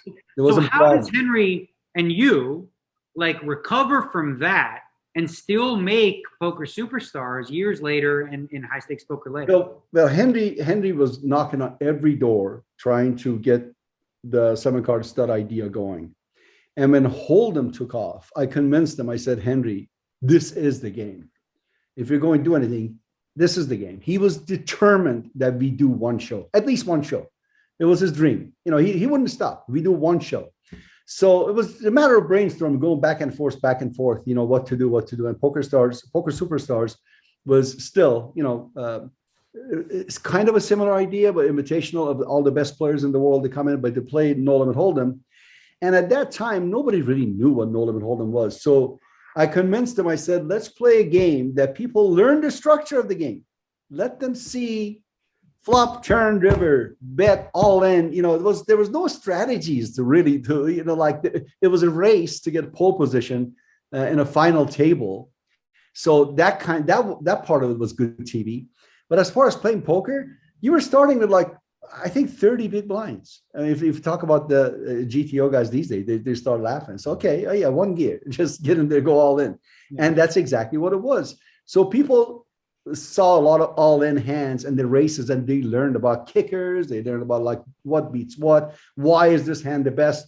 It was more of an educational, you know, like introduction of No Limit Hold'em, rather than trying to bring something that's new. So that came before high stakes poker, yeah? That was like I want to say 2 to 3 years before high stakes poker. Right. And so you essentially, you know, Henry wanted to do this with stud. You told him Hold'em. He somehow trusted in you because you had a good relationship with him. And like you've sort of morphed into like this mogul now, but back then you're just the poker guy. I was a poker guy. And then when I was putting all of this with Henry, Fox was doing somebody like offered something to Fox. They went for it because poker got kind of known now because of World Poker Tour and the ratings that it got in Discovery Channel, Travel Channel. And nobody expected all of a sudden 1,600,000 people watch poker in a channel that was like not mainstream. So that woke everybody up. So it was easier to pitch to networks like NBC, like Heads Up. Now we're talking 2003, yeah? This is 2003. That's when, you know, ESPN got into it big time with their own production and own cameras. They decide, okay, we're going to go after WSOP with the whole cams. Now it makes all the sense in the world. And all of a sudden, WSOP went from 1 hour of documentary to 6 or 7 or 8 hours, you know, with Moneymaker winning and all that stuff. But what he did after you know the transition that he saw, he said, okay, we have to have one show. He really wanted to just do one TV show. That was it. The best players playing. And the best players ended up to be, if you remember how it ended up, those guys still ended up playing, but they weren't part of what we call the Poker Superstars Invitational. They were part of Poker Superstars Championship. And it was really like, it got all messed up. And I remember even like NBC and Fox were like not happy with us and say, what is this? Well, I thought we were going to have the Fox guy was saying, you know, we came along with you guys and the championship is going to NBC. He said, no, wait a second. Poker Superstars Invitational finale is at Fox. So when the poll races happen, remember, like people had different, chip counts for. You had major networks though, like you had Fox major networks. And NBC, like right. Saying we want this on real times, not 2 a.m. stuff. Correct. So Poker Superstars Invitational got on Fox. Then right after that was over, we played Poker Superstars Championship, which was those 8 big names. of Doyle and Phil, and they still put up to 400,000, but Henry didn't play because it was no limit hold. And they still put up their 400,000. They still got their 25,000 appearance fees, and I'm trying to remember. I think Gus Hansen won it, right? I think it was Gus. Yeah, Gus back then won everything. Yeah. So Gus played the Invitational, and Gus played the Poker Superstars Championship. For example, Chip Reese didn't play the Invitational. Chip Reese just played the championship. And same. So how hands-on was Henry? I mean, you guys were working together on this, but like, so you were essentially now like a totally new job, which you clearly did not. You didn't. What did you go to school for? Wasn't this? No, it was business. So he just this guy. How hands-on was he in terms of like creating the show or his input, and then past that? Henry was hands-on at the start. He was, but he quickly realized, especially with No Limit Hold'em, he better let us make the decisions of what the game is going to look like. And I never, ever made the decision by myself. I always went to the players and I asked everyone, what should we do? Like all the players. I mean, they were the best advisors in the world. Let's do it this way. Let's do it that way. I mean, basically the show got developed by players' input, how best to do it.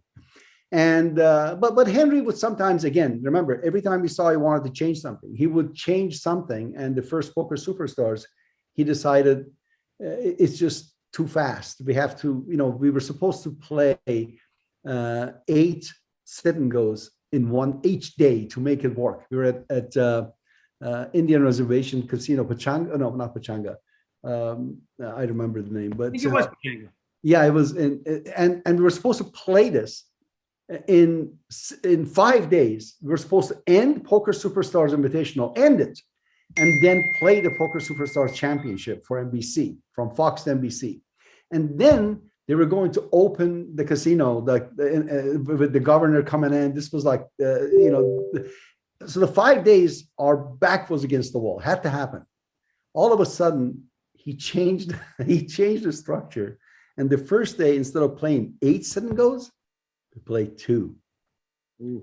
So the Fox guy, George Greenberg, his name, he said, Mori, are we just going to go ahead and run this production down to the ground? What is going to happen? I said, no. I mean, I don't know what we're going to do, but we're going to do something. So I went back and talked to all the players. They all got. I mean, who's footing the bill for this stuff? Is Henry footing the bill? Well, that was all. That was all Fox. Henry. So Henry decides to make the structure way longer, and now. Now it looked like we weren't going to end. We weren't going to finish. It looked like it was going to get longer. I mean, we had to get out of there. That whole ballroom, everything else was going to be a big party, inaugural party for the casino. And anyway, it was probably the hardest show. My introduction to poker on TV. It ended up to be 5 20-hour days in a row. So we were actually filming 5 20-hour days in a row. Wow. Couldn't do that now. Sorry? Couldn't do that now. No. I mean, the longest we ever had was a World Series of Poker in London that went 19 hours over. I'm sure, Maury, you've played poker for like 100 hours straight, which is nothing. But this had to be grueling for you. It wasn't, like you said, somehow for the poker players, we could do it. And the guys agreed. All the players that were like in team A, team B, I called them and they come down from their rooms. Ted Forrest and these guys, they all come and play. Because like you said, it was, yeah, we've done that before, like playing all of a sudden, games are good, 16, 17-hour days, no problem. But for the TV guys, the camera guys, that was so brutal for them. It was like, and when it all got done, Henry and I shook hands and he goes, I don't know how we pulled this off. He was so happy that one show got finished and filmed, and like what he wanted to accomplish got accomplished. Yeah, I said this was my favorite show ever, and I remember, and I mean it because it's old school. If people wanted to watch it now, is it on PokerGo or is there anywhere to see this? Yes, and it's not on PokerGo. Unfortunately, I tried to get the archives from Fox. Believe it or not, sometimes they can't locate them because in the old days, all these were in tapes and they had to get digitized. And, like we have 5,000 hours of episodes in PokerGo. many of them were on tapes, and we digitized them and we store them now. You can easily, obviously, access them, find them, archive them, whatever you want to do. They can't find them. They just can't find them. I mean, they're online. You can find them on YouTube. There's some clips of it. I used to tape them on VHS. Yeah, it was that enjoyable for me. This was before like I was able to actually play in something like that. And, I got to see the big names. It was such a blast to see. And there were big budgets for these shows. We went to players' homes. We went to Doyle Brunson's home, and we had him ride his jet ski, and we went to Lake Chip Reese's home and interviewed a lot of players there for NBC's Poker Superstars Championship. Yeah, I mean, I'm hoping someday we'll find them. If we find them, we'll digitize them right away. So, Poker Superstars was my favorite show. My second favorite show is High Stakes Poker, despite how I did on it. Yeah. And I remember specifically, this was actually funny. Because I actually had a really good relationship with Henry. He really liked me. And I remember him sitting, like taking me in his arm, maybe season 2. And I've been getting, I got killed. I was like stuck like 1 million or something. He's like, Daniel, just play tighter. He's like, just play a little tighter and it'll be okay, right? And I was like, it's okay. I have money. I'm doing fine. So very, very, very like sweet and comforting in that regard. But like, you guys seem to be like a team. I mean, I don't know how much Eric Drake played a role later or before, but now High Stakes Poker was the next step, right? And was that Henry or you, or how did that? High Stakes Poker came along, and you said Eric played big role. Eric was one of those people that I was lucky enough to know that I would go for advice. And he always had the right advice. He knew the players from the past really well. And he could look at the formats and the structures and see the flaws, or, everyone really chipped in. Henry didn't understand No Limit Hold'em. Henry was a 7-card stud player. So when he played the cash game No Limit Hold'em, especially, he played limit. In limit, your things are happening. So when No Limit started playing, Henry would watch and he'd say, "This is so boring. This is going to be disaster." He said, No, Henry, wait. This is how it is. This is what No Limit is. They weigh each other. They all of a sudden, there's going to be big pots happening. And he would get impatient after first hour that they were playing. And he would go up there, and I remember coming up there and says, why don't we have a mandatory raise, and the winner gives put a straddle, and the winner just gives the straddle back to the person that is straddled it. So you can make it. And people were saying, yeah, that would work. I mean, obviously, make the game tighter. People you have to the straddle is 800 and you play, and you have to give the 800 back. So not really a straddle. So anyway, but anyway, he was thinking outside the box, right? Like he was always thinking outside the box. But what happened for GSN, Game Show Network, they wanted us to make a game for them. So we like I said, we were knocking on all doors. So GSN wanted. They came to you. They approached us and to build a poker game for them, and we had this gimmicky game. We called it Beat the Pro, and the Beat the Pro, where you had different lifelines, and you were the amateur and the pro was Antonio or Todd Brunson. We brought different pros and we played with them. And basically, you could say, change the flop. You can use one of your cards that says change the flop. Sneak a peek. The floor had to the pro had to show you one card. And, we tried to make it gimmicky and fun. And when we did the pilots and they came and looked at the pilot and, they gave us a good chunk of money to do the pilot, they weren't too impressed, and we all had dinner together. At dinner, Johnny Chan walks up. Pure coincidence. Johnny Chan walks up and is telling me how he lost the $700,000 pot, and playing in Bellagio's Bobby's room. We were having dinner with GSN executives at the Chinese restaurant, Jasmine, and he goes, "Yeah, I lost this." Anyway, he explained to him how he lost $700,000 pot. He leaves, dinner's done. We all walking, and one of the producers, actually was vice president of programming. He said, "What game was he talking about?" He said, "Yeah, I'll show you." I walked him over to Bobby's room, and he's watching, and they're playing. I said, "Yeah, this is what the real poker. I mean, it's not a tournament. They're just playing a cash game. They can get up anytime, whatever." He said, "Do you think this can go on TV?" I said, Of course. No. Why can't it go on TV? Of course it can go on TV. Says, do you think we should do a cash game? I said, well, I can talk to them. I mean, it's really like you're showing how you're playing. It's not, like, you know what I mean? Like in the cash game, now you're going to show your real strategy. I mean, I'm thinking, would they say okay for a cash game? And that's how conversation for high stakes started. And when I were to talk to the guys and said, yeah, we'll play. And if Daniel, you remember, we were paying $10,000 an hour for those games to play. We were paying the players $10,000 an hour. Not everyone $10,000. Everyone was getting $1,250 each. So we were actually GSN. We got $240,000 from GSN. Paid the players for 3 days that played the cash game. And of course, the very first high stakes poker with Daniel, you in there, the bricks of 50s and everyone else. Whose idea was the cash on the table? That was my idea because cash was always on the table. I just wanted to be the real thing. I just wanted to take the office, you guys' office, the cash game players' office, put it on TV. Don't change anything, meaning the stake could change. You could get up and walk anytime you wanted.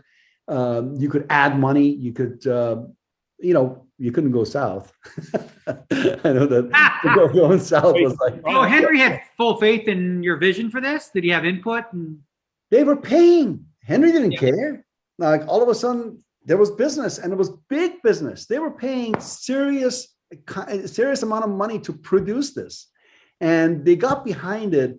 And even then, the network, which they had a lot of talented people in the network, and they were storytellers. They wanted this to be a storytelling episodes, meaning it should have a storyboard. And I tried to tell them this: there's no storyboard to the cash game. They sit down and play the cash game, and they were afraid maybe there was a mistake. They hired another producer, and the guy was a story producer, and he was trying to convince me. He had no clue about poker.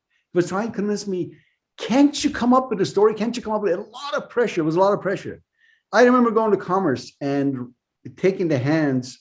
We were playing like 200 hands in 3 days, whatever it was, and actually putting them all, sticking them, all on the window and look at the hands. Is there a story? And I tried to make a story for episode 1. And I was so glad none of the poker players even recognized what I did. Maybe they did. They didn't say anything. These hands all get edited. So I took hand 3 and then hand 27, then hand 14.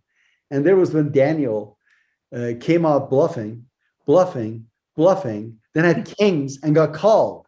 And I thought, well, that's a story. And then and Doyle was like getting beat up. I mean, what was the story going to be? Like Doyle's going to lose and then Todd is going to come and rescue him? There's no story. So you're saying you manipulated the order of the hands? I manipulated the order of the hands in the first episode of High Stakes Poker. Wow. And after, because I didn't know that. Nobody knew it. And I played.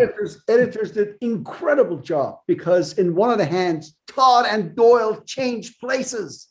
People didn't realize that was not Doyle's hands, that was Todd's hands, because we edited around it. You could still see, but anyway. Oh, I'm going to go back and watch episode 1 now on PokerGo. After the first episode, I told the GSM people, this is not right. What I just did, I mean, first of all, I'm going to run out. I'm going to run out of the story. And at some point, it's going to be checkmate. You can't just jump from one hand to another. It has to go in exactly how it happened. And trust me, the poker players are going to enjoy it. Yeah. Well, you're not there's always a story, but like the story that you created essentially was a lie, right? Because that's not how it happened. No, and I was ashamed of it. As a poker player, I was ashamed of it. I said, this is not right. They want to keep going. I said, no. After the first episode, everything is in the right order. And of course, when they got the ratings that they didn't expect, they left me alone completely. And they trusted, whatever, however you produce it is fine. No more questions. So basically at that time, Erick Drake and I would sit and watch the hands and pick the hands or, format the shows. And I'll go sit with Gabe at his house and we watch and make whatever fun that we made, and he write things down. So the first 2 seasons of high stakes poker, we put a lot of we didn't put a lot. I shouldn't say we put a lot of thoughts into it. We put a lot of it made a lot of people convinced that leave the cash games alone. It's just fine. You know, that's the story. Yeah. Right there. So one of the other things I was curious about, and you mentioned it earlier, was the resistance that Henry got at the beginning with the cameras under the tables. You know, and yourself, you even mentioned yourself that you were like, no, I'm not showing my cards. So I'm curious, first off, how, you know, he just never gave up, right? He just went, no, this is not. Right. I've never seen anyone like him. Well, I shouldn't say, you know, some people don't give up, but Henry truly would never give up. If he had an idea, he would put his money where his mouth was. It has to happen. It failed. But he'd say, we have to finish it to see if it works or not. It didn't matter. So, and his idea wasn't just cameras on the table, was just a portion of it. Like betting and everything else. It was way ahead of his time in the way you think about it. I mean, that's kind of an interesting idea, to have a poker game going that people can bet on the players pari-mutually. I mean, it's very difficult to do it because there has to be a half an hour delay. So real quick, just to interject, because I actually, like I said, I had a relationship with Henry, and he sent me his book, I Shall Live. For those that haven't read it, I Shall Live is a fantastic book. You know, it talks about like him being in the Holocaust, right? And, you know, you talk about his conviction and his ability to think outside the box. Like, this is a guy who is essentially, you know, destined for death, unless he could figure a way out and create a narrative for himself to possibly be of value. So he's decided to get in the line for mathematicians, and he wasn't. He was a better mathematician person. He brought his brothers in too. They were building this super weapon that they were the math. So imagine a man like that. Imagine a man like that who gets out of the Holocaust by deciding, I have conviction in this is going to work. And you're dealing with that, right? He told me stories. He told me stories that would never end. I mean, sometimes he'd start telling the story. We would drive together from his house in New Jersey to Atlantic City to play poker and back. And those rides were nothing but stories. And some of the stories I will never forget, obviously. He would say that we would get together and say, you know what, just give us good food for 1 week and then we're fine. You know, that's all our life. We just, the rest of it doesn't matter. You can just shoot us after. You know, like we were to a point of you know, in the concentration camps that just give me 1 good week and, you know, the rest is yours. Doesn't matter. Like we were happy with that. We would sign that deal, you know, just give us 1 good week.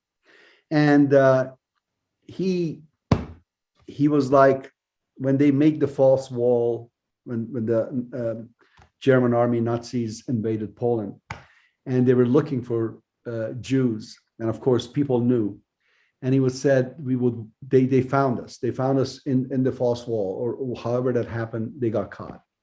And when they were marching us on the street, he said some of our neighbors would go, oh, there's the Orensteins, some of our neighbors. Henry never went back to Poland. He said, I will never go back to Poland.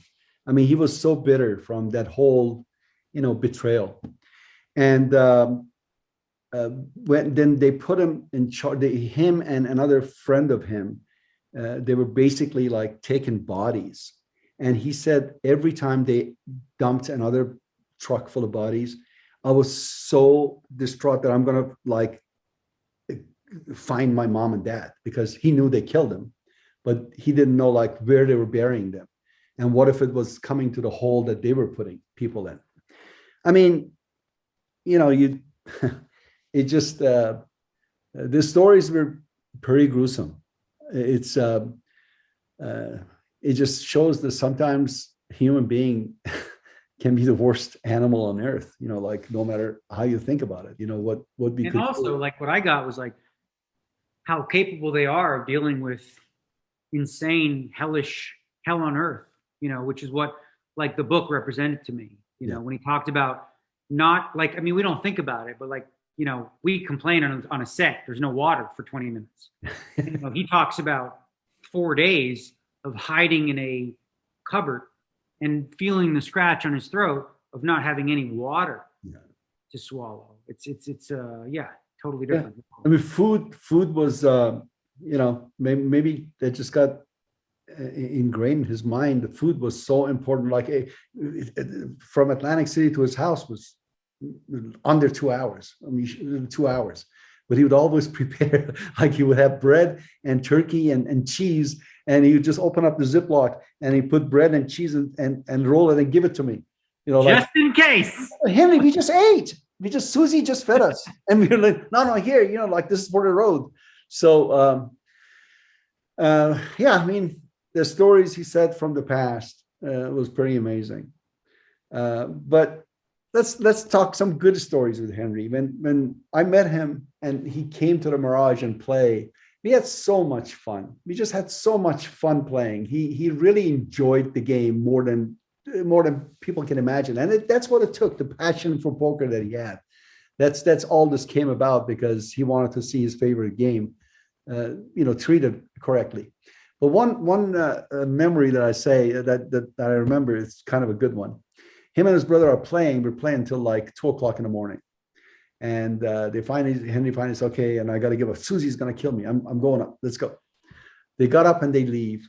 And Susie would always tell me, Mori, please, make sure he gets up. Like even when we went to Atlantic City, come on, 11 o'clock, he's got to get up. He's got to get up. So I would always say, Henry, come on, the last hand. This is the last hand. We got to go. She's going to get upset. Come on, we go. So at the Mirage, he gets up, and just all he has to do is go upstairs to his room. An hour and a half later, Susie calls me and says, where's Henry? I said, where's Henry? He left an hour and a half ago.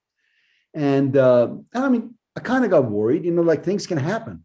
I started walking to every bathroom, checking every bathroom, see if somebody robbed them or whatever, he went to the bathroom, and I couldn't understand him. I can't see him in the casino. It's like nobody's there. I'm walking around and Susie's saying that they're not there. Neither Fred or Henry are in their rooms.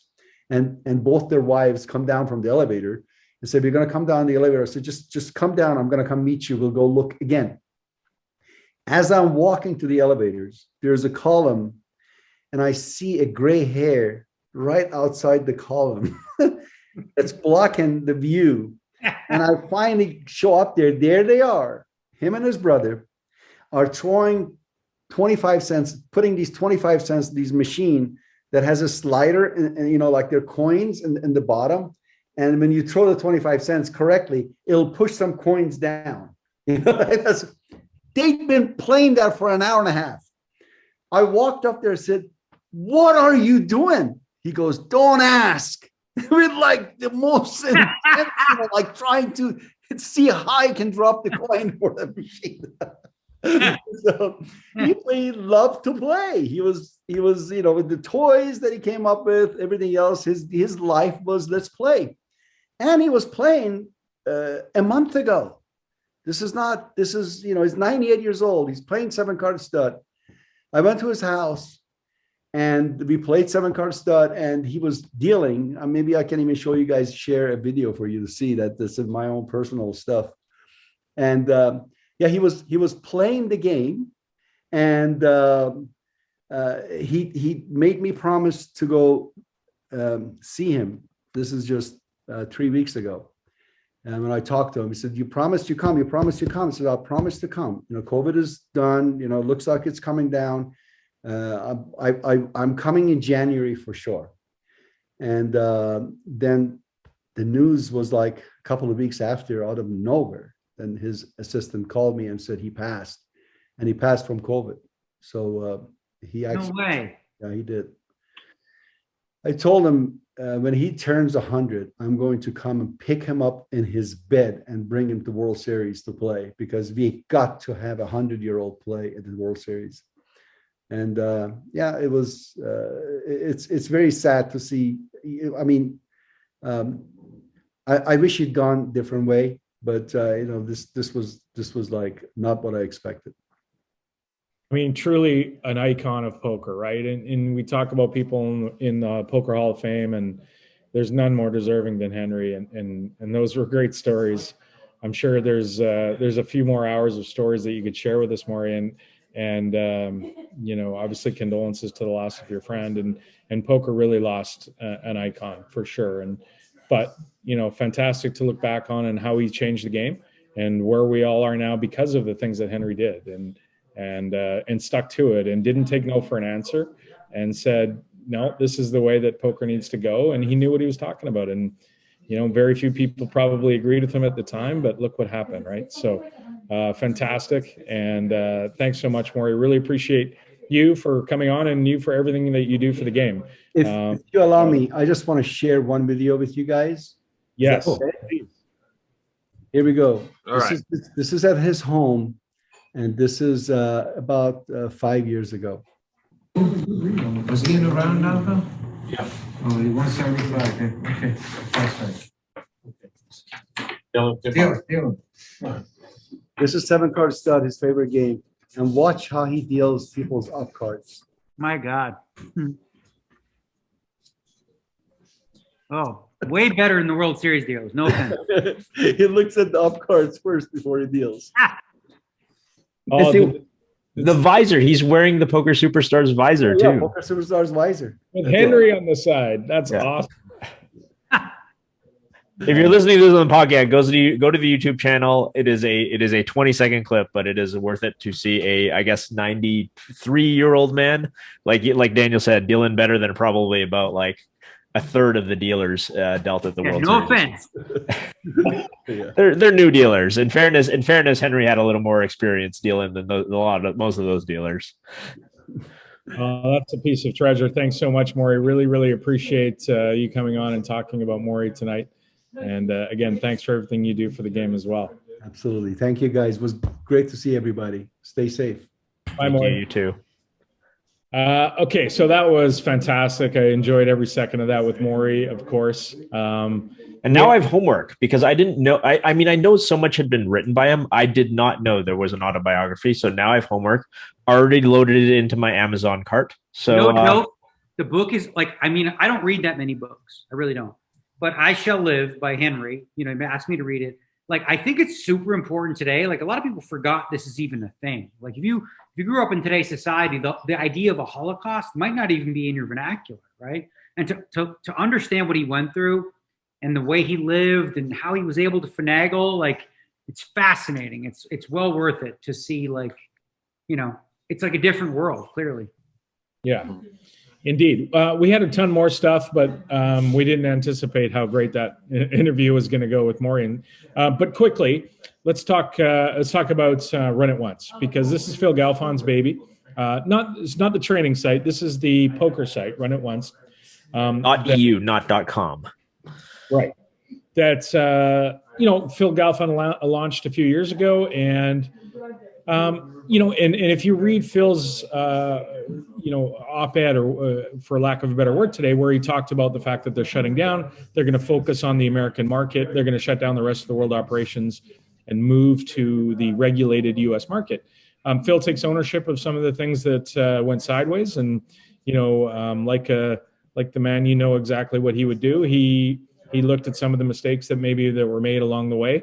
Maybe they started too soon. Maybe they didn't have the correct lineup or the suite of games, that kind of thing.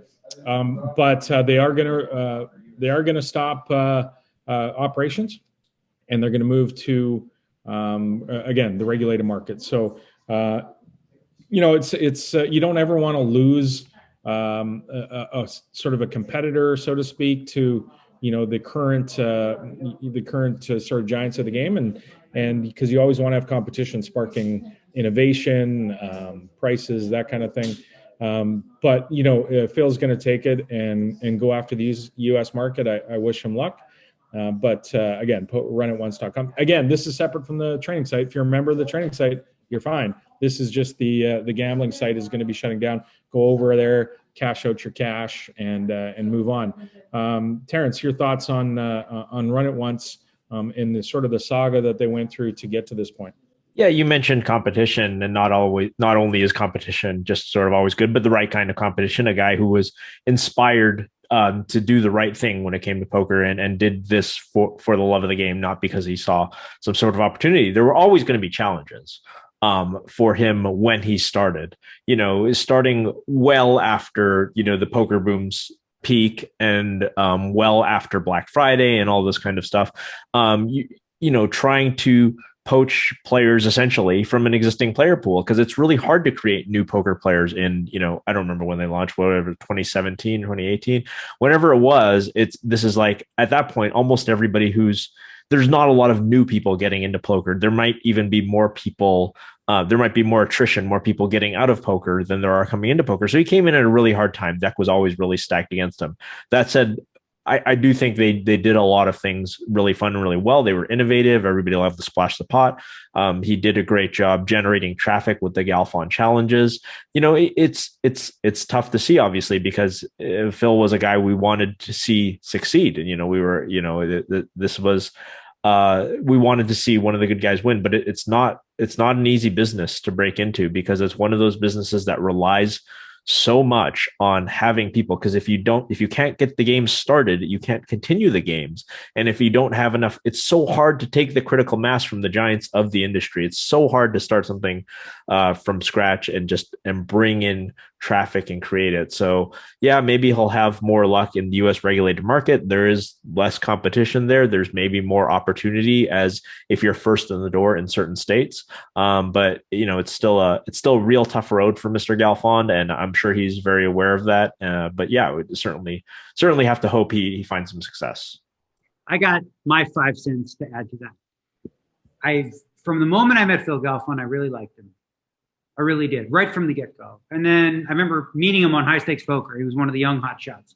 And I had a really good relationship with him all the way through, and I still do to this day. And I remember, not too long ago when I decided to split with Pokerstars and move on my own, part of my mind was like, you know what? Why don't we just give Phil a kick in the pants and help, turn his site into like the top site? And I mean, obviously, one of the most difficult things when you look at that is like, how much money does this require, right? And it's a difficult question when you look at the world today where social media exists, where you can do a lot of marketing for free, right? The budgets of yesteryear are not the budgets of today, right? Like the budget you would require in 2002, for example, to build up from scratch is enormous, because you're talking about TV, you're talking about big spending.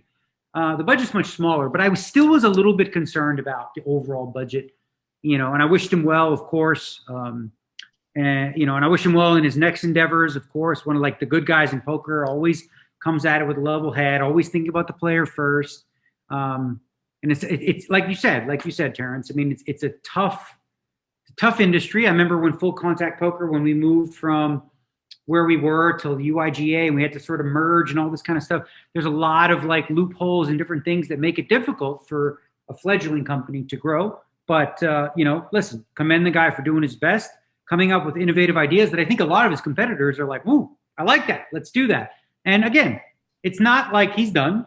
He's planning on pivoting. So good luck to Phil on his next endeavor.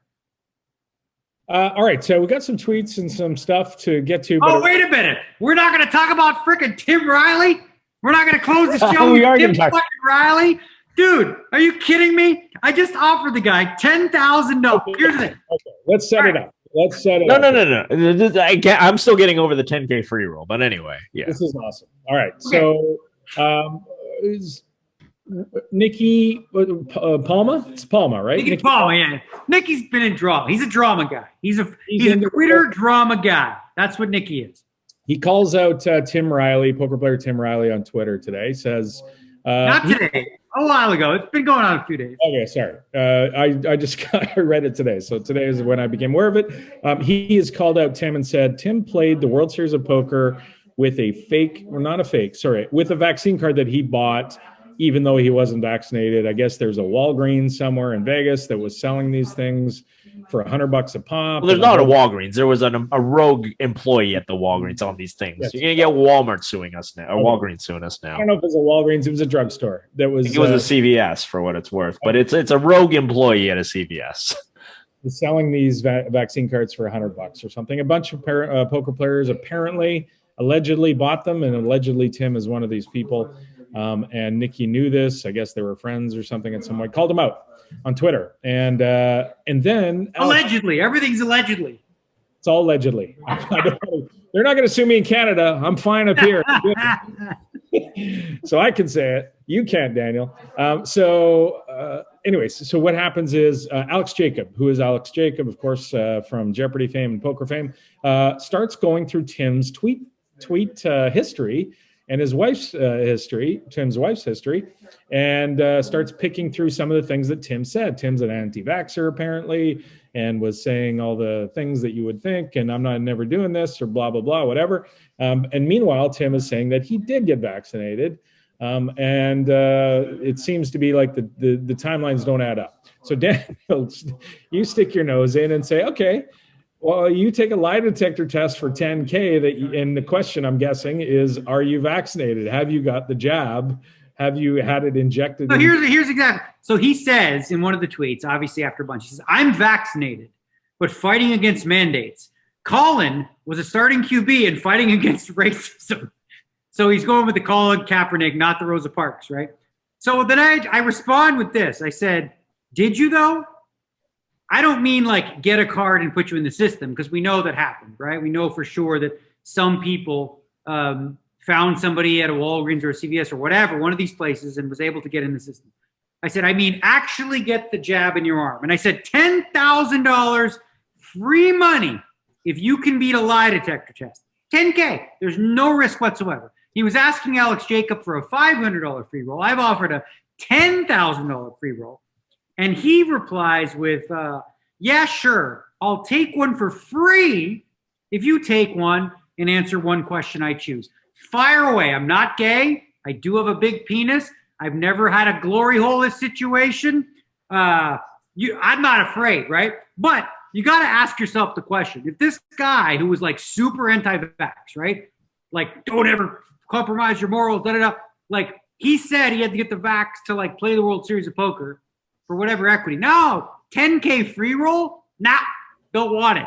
Don't want it. Want to do a question? Like, I feel like it's an open and shut case based on that alone. Like, I was telling you guys this earlier, but like one of the luxuries of having money is I can throw 10K at something to call a bullshitter on bullshit, right? It's like, bro. Well, you're not even throwing 10K at it. You're throwing like $50 at it. If you're talking about real equity. I'm throwing nothing. I'm just literally saying, okay, if you want to do this, you can. But like, here's the deal. We can go extensively about whether or not it was righteous or not. Listen, I'm not going to have a vaccine debate with anybody here. The bottom line is this, right? I'm a big believer in when you enter a poker tournament, if you're Terrence, if you're Adam, if you're Ross, everyone should be playing by the exact same rules, okay? You can hate the rules, and sometimes I do. I can't stand the rules. And if I hate the rules so much, I won't play. But if I choose to play, I'm going to follow those rules, right? So for people to like know the World Series of Poker, part of the rules was, this was part of the process, right? To go and circumvent them, I have a problem with. Same as a mask thing, right? De Blasio, I'm vaxxed. I didn't want to wear a mask, but it was required. Some people just didn't, right? Alex Fox and a few others just didn't wear one anyway. Nothing happened. They made an announcement on loudspeaker every once in a while saying, players know that, you must wear a mask or you may receive a penalty. Nobody received a penalty. Nobody received anything. So it's essentially a rule, right? And I use the bow tie analogy, right? If a tournament specifically said this, okay, everybody who plays this tournament must wear a bow tie, right? I would look at that rule and go, you know what? Either A, I'm okay with wearing a bow tie, or B, I'm not going to play the tournament. What I wouldn't do is play the tournament and not wear a bow tie and just be like, fuck everybody, which is essentially what Alex does with his face shield on his forehead like a fucking welder, right? Or which is what these guys who like literally committed. I mean, again, I'm not going to debate whether or not it's a fair crime. It's a federal crime to fake a vax card. It's a federal crime, punishable up to 5 years in prison, or a fine, right? So I'm offering this guy 10K, which would pay his 5K fine, right? To do a lie detector test.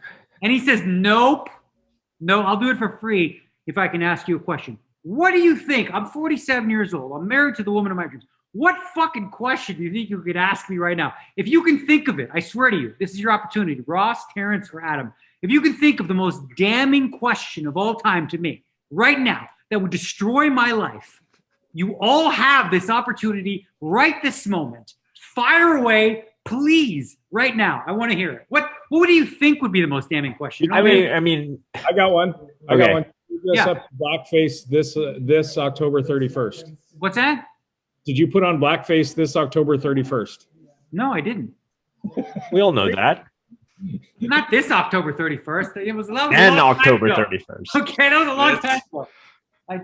Anybody else? What do you got? I don't think Mori is better for poker. What else you got? I do have a big penis. What else you got? I've never freaking, I'm not gay, unfortunately, for y'all. That I mean, I kind of wanted the lie detector test on the penis size. I'm just because I'm curious. Listen, whatever. You know what? You should. I don't want to see the penis. That's the problem. Like, I just want the lie detector result. I accidentally saw my brother's penis one time, and the shit is not human. It's problematic. I don't know what's going on with that. It's an accident. I remember before he was married. Before he was married to his wife. I went to the basement. And he came out like, oh shit, and I see this fucking thing swinging, from tree to tree. Just that's into this podcast. So like, try to find a fucking question that I'd be so uncomfortable to answer, please. Well, Tim thinks he's got it. So, if anybody's wondering why Alex Jacob is so common, I think the tweet that really cinches this is Alex Jacob found the tweet. It's from August 27, which is obviously before the start of the World Series. He responds to Tim Riley responds to Rodney Barda and Max Silver. It says, "If you think the World Series is going to make me take a vaccine that doesn't stop the spread or doesn't decrease the chance of me contracting it or dying, you obviously don't know me very well." That's him saying, there's no way I'm going to take this thing just to play in the WSOP. That's him saying, like, any asshole who says they're anti-vax but gets it anyway is a half-brain shill. And literally, like, your husband is claiming that he did exactly literally this.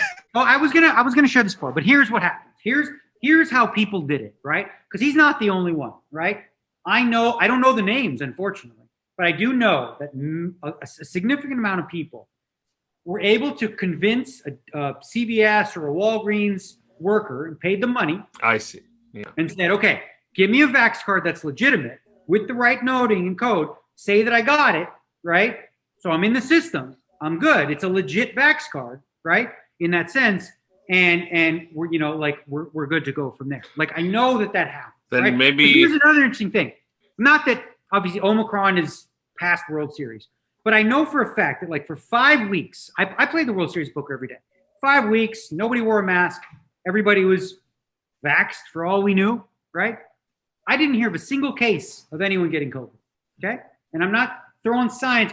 But then, during the main event, people came from Europe, and then a whole bunch of people came with fake vax cards to play the main event. And then, like, literally within 4 days, the people that I'd been playing with all summer, the Chris Brewers, the Brandon Shack Harrises, to name a few, all started to get COVID, right? Now, again, I'm not playing the science game, but the thing is like, I'm a rules nit, right? If the rule is this, right, and everybody else had to follow the fucking rule, I didn't want to wear a mask at Bellagio. I'm vaxxed. I feel good. But I did because it's in the rules. And then when I see some chooches at my table wearing chin straps or wearing helmet hats, it's like, it's just not right. You know what I mean? Like, everyone should play by the same rules. And I say that as somebody who everyone assumes is part of the elites that gets rules cut out for them. I don't want that. I want to play by the same rules as everybody else. There we go. All right. So we'll see if he takes you up in the 10K. We've got enough to do another show very soon. So we'll keep the material that we have. I'm sure there'll be a couple more things come by. But thanks to everybody for getting together today. Thanks to Mori for joining us to talk about Henry Orenstein and the life of a guy that changed poker forever. So thanks to everybody out there for listening, and we will talk to you next week. Bye-bye.